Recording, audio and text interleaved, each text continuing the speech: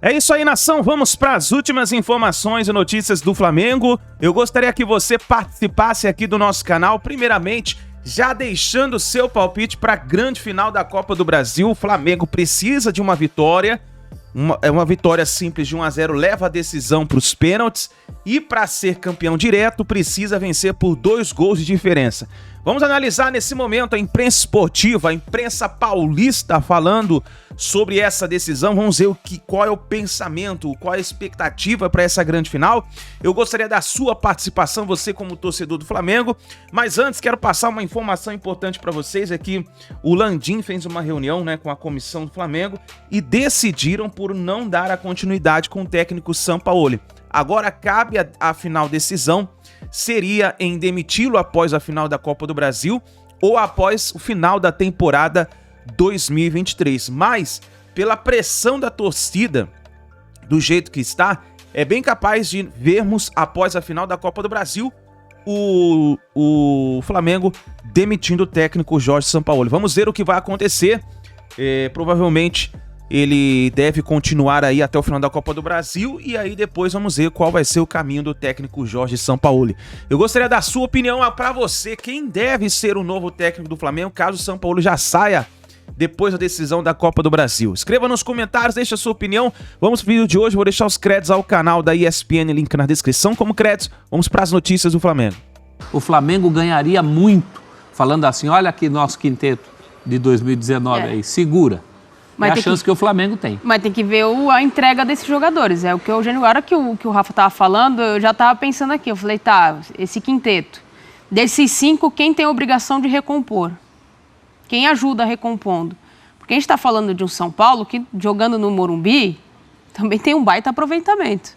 Tem jogadores de velocidade. Tem o Lucas que joga entre as linhas. E aí, você faz o quê? E impõe um ritmo emocionante. Exatamente. Se o São Paulo imprimir uma intensidade como imprimiu diante do Corinthians no Morumbi naquele primeiro tempo para buscar o resultado, o Flamengo com esse quinteto de frente não segura lá na frente. A não ser que esse quinteto de frente faça tudo isso que você está falando que o São Paulo vai fazer. Que Exato. É uma possibilidade. Temos uma tela. É tudo muito da hipótese, Porque a gente está falando de um Flamengo que ainda não jogou nessa temporada. Esse quinteto junto ainda não deu o nome que deu em outras temporadas. A gente está falando de um Flamengo que coletivamente é um deserto de ideias, de organização, contra um São Paulo que é muito organizado. Então a gente está dentro de uma hipótese e olhando para o que é a temporada dos 2 clubes. Quinteto pouco jogou junto, Eu não tenho as estatísticas aqui, mas além de jogar pouco, é um espaço muito grande, Sim. Esses jogadores, eles conseguem se reencontrar muito poucas vezes. Sim. Mas nas poucas vezes que se encontraram, saíram coisas boas. Contra o Grêmio, na vitória por 2-0 na arena do Grêmio, não estavam 5, faltou o Gerson. Sim. Mas a escalação foi Matheus Cunha, Wesley, Fabrício Bruno, Léo Pereira e Felipe Luiz. Aliás, o Felipe Luiz jogou muito esse jogo. Depois teve uma atuação desastrosa contra o Olímpia. E aí o resto da escalação: Thiago Maia, Vitor Hugo, Arrascaeta, Everton Ribeiro, Gabigol e Bruno Henrique. O Pedro entrou depois. Foi esse time. O time contra o Botafogo não teve Gabigol, que foi outra boa atuação do Flamengo.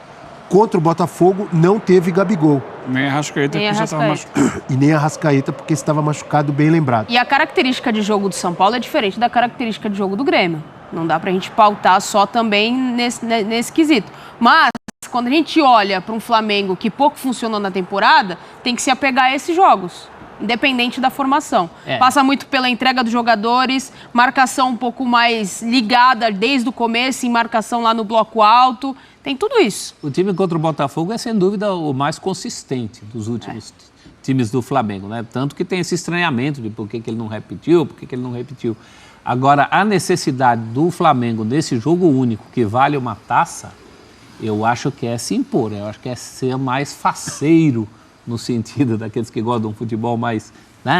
Aqueles times no já papel tá perdendo, que são maravilhosos. Arrascaeta pode voltar. Tela, números. Vamos lá. Tá difícil hoje. Esperança para a final, médias do Flamengo com e sem Arrascaeta em 2023, sem contar o estadual. Com a Arrascaeta, 31 jogos. Aí tem a média de gols marcados é maior do que sem ele. A bola parada mais do que dobra. Mais do que dobra com a Arrascaeta. Chutes até marcar. Precisa de menos chutes para fazer um gol com o Arrascaeta. Grandes chances, mais com o Arrascaeta. Ações na área rival, mais com o Arrascaeta.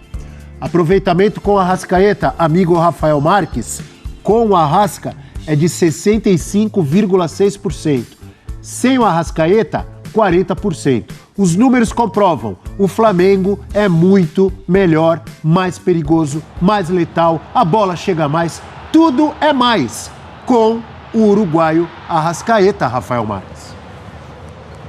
É o jogador mais inventivo do time, né? Você pode considerar outras características de outros jogadores como igualmente relevantes. Gabigol tem uma estrela muito grande em decisões, isso está provado até para amostragem.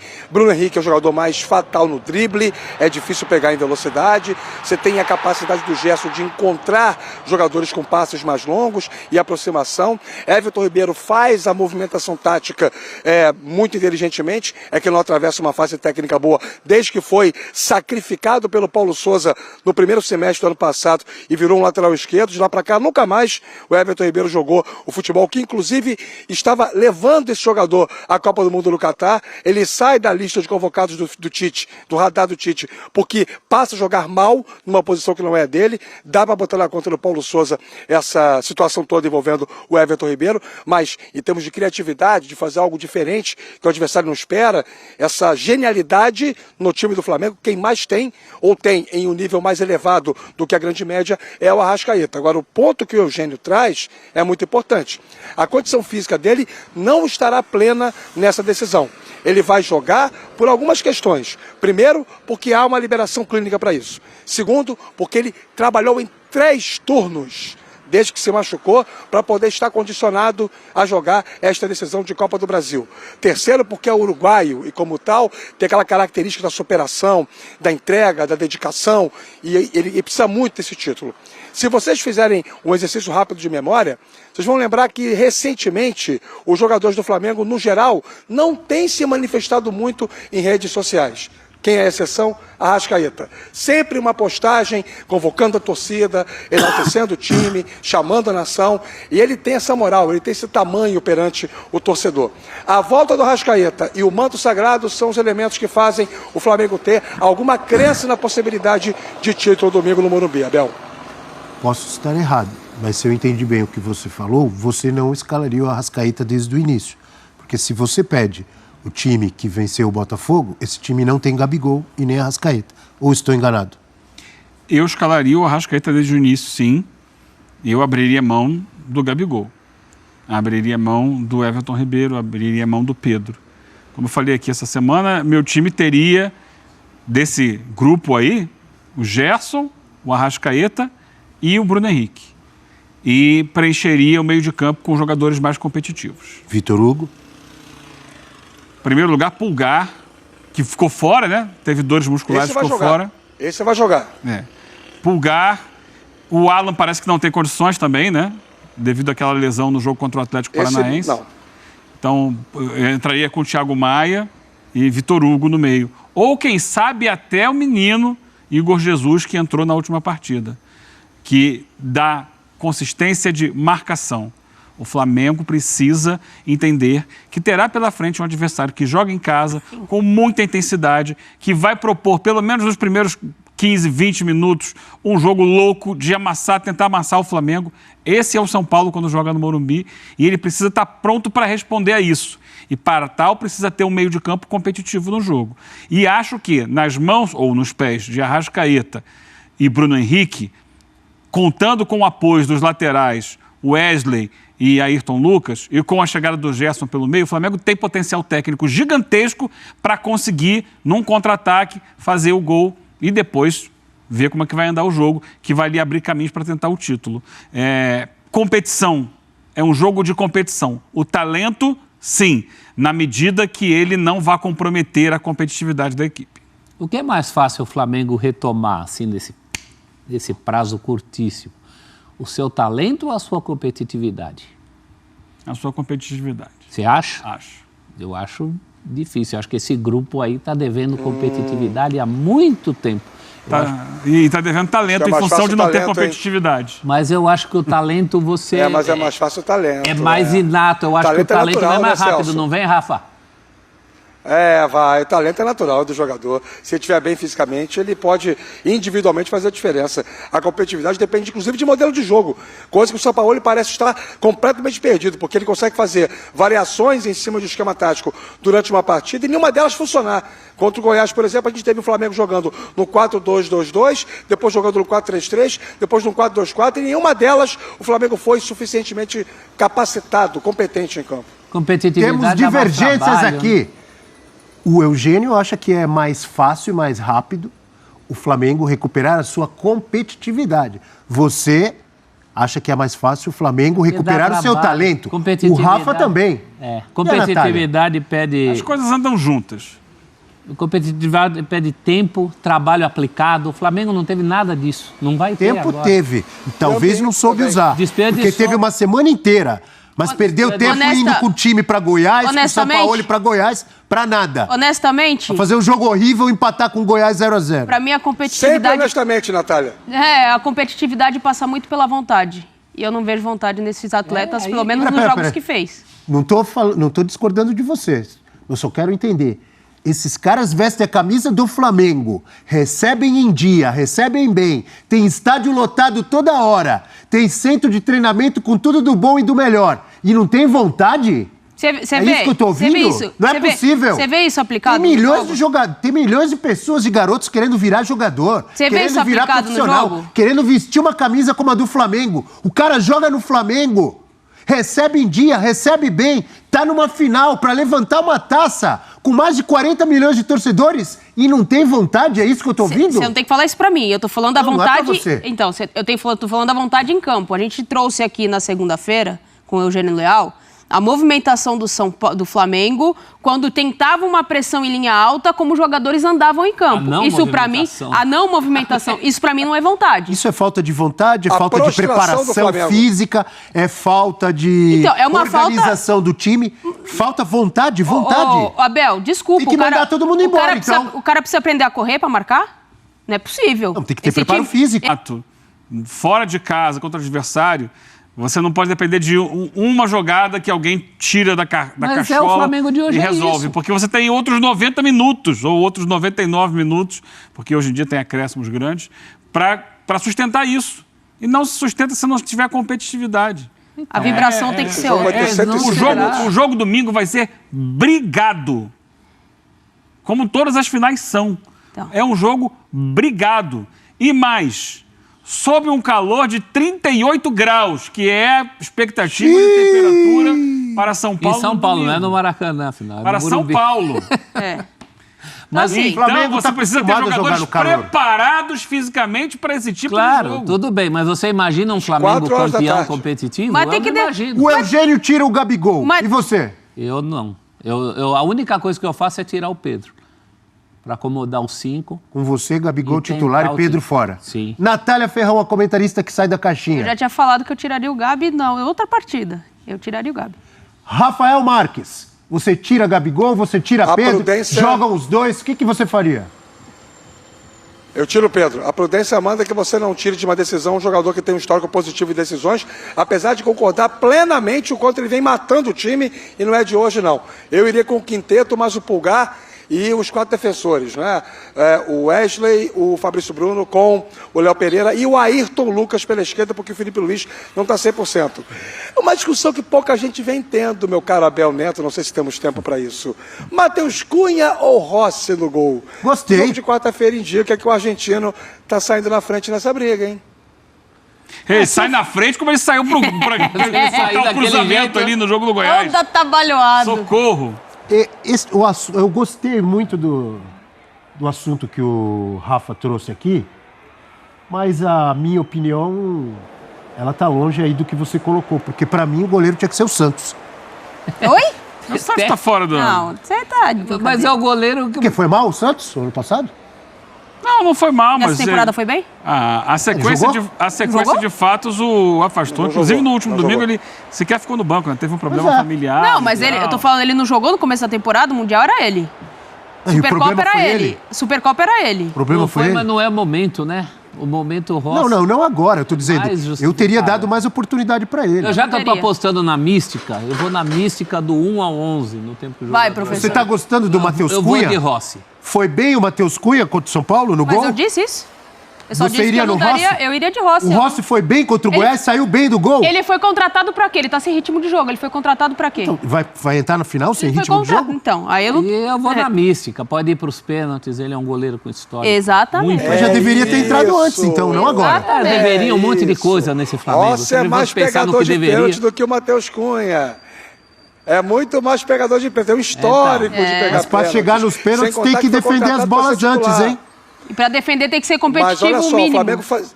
Sim, mas o Flamengo precisa de um gol e não tomar nenhum para poder ir para os pênaltis. Isso não é uma coisa utópica. Não. Isso é factível. Isso pertence à natureza do jogo. O Flamengo pode vencer por 1-0 e levar para os pênaltis. E aí, no caso, o Rossi é muito mais talhado para uma situação como essa do que o Matheus Cunha. E o Matheus Cunha, no jogo mais importante da temporada, eu acho que ele faz uma boa temporada. Inclusive, justifica estar convocado e jogando na seleção olímpica. Mas, o jogo mais importante da temporada que o Flamengo perdeu foi para o Olímpia lá. E a discussão toda foi sobre o posicionamento dele nos 3 gols do Olímpia. Pelo menos em 2 dos 3 gols. Então, chega uma outra partida decisiva, contra o São Paulo no Maracanã. Ele toma um gol. Até acho que tem uma questão ali de o sol e a curvatura da bola e tudo mais. E que ele não sai no tempo em cima do Caleri. Eu não sei até que ponto esses 2 aspectos estão pesando contra ele a partir do momento que é uma preparação para o último jogo da temporada. Vamos brincar de falar sério aqui no F360. A temporada do Flamengo acaba domingo, gente. Precisa ganhar a Copa do Brasil. Aí, se não ganhar, é que entra o segundo objetivo, que é estar entre os 4 para poder pegar G4 de Libertadores do ano que vem. Fora isso, o restante não tem relevância. Será que não vão considerar essas 2 situações, Olímpia e São Paulo agora, para escalar o goleiro? Acho que vão. E ao considerarem isso, joga o Rossi. E a gente tá falando de São Paulo, gente. São Paulo muda a torta e a direita. Se ele quiser mudar, ele vai mudar. E a véspera de final, a não véspera de final, ele vai mudar. Para mim, joga o Matheus Cunha. Ele vai mudar. É o goleiro do Flamengo. Não foi culpado no lance do gol do São Paulo. Mas errou. Não errou. O cruzamento foi um cruzamento que, por exemplo... Ou sai do gol ou fica no gol. Se não errou, também não acertou. Meio do caminho não existe. No dia anterior, teve um clássico no Newton Santos. Vasco e Fluminense. Um dos gols do Vasco saiu de uma jogada muito semelhante. É um cruzamento do Pumita, que a bola sobe, o Fábio faz que vai sair, não sai, e aí o Verratti cabeceia para o gol do Peck. Uma falha não anula outra. É um cruzamento que dá, assim como foi o gol do Fluminense contra o Cruzeiro, a curva da bola sugere o movimento, o goleiro faz a leitura e de repente ele atrai. O Fábio se expõe menos, né? Ele percebe que não dá, então... Saída do gol por saída do gol, a que o Rossi fez contra o Goiás é ridícula. Mostra o quê? Que ele é mau goleiro? Não. Que ele simplesmente não está com ritmo de jogo. E você não pode botar um goleiro sem ritmo de jogo numa partida decisiva. Porque ele pega pênalti. Se for para os pênaltis, segura uma substituição e na última hora coloca ele como fez na Copa do Mundo da Holanda contra a Costa Rica. Aí vai lá ver se ele pega o pênalti. Bom, eu iria... Uma boa alternativa. Porque o jogo do Flamengo passa muito pelo goleiro que joga com os pés. E para isso é fundamental que ele tenha entrosamento com os jogadores da linha de defesa. O Rossi não tem. Eu estou com o Eugênio, já que está aí... E você vai ver que, por exemplo, no jogo contra o Goiás, o Flamengo pouquíssimas vezes recorreu a isso. Ficou trocando bolas entre os zagueiros. E aí ficou mais difícil do jogo fluir, justamente porque não tinha o ponto de apoio no goleiro. Obrigado, Rafa Marques. Bom dia, amigo. Valeu, Abel. Abraço a todos. Até a próxima. Tchau, tchau. Aí, nação, então essas foram as últimas informações do Flamengo. E lembrando o seguinte, o Jorge Jesus está num momento conturbado lá no Al Hilal, né?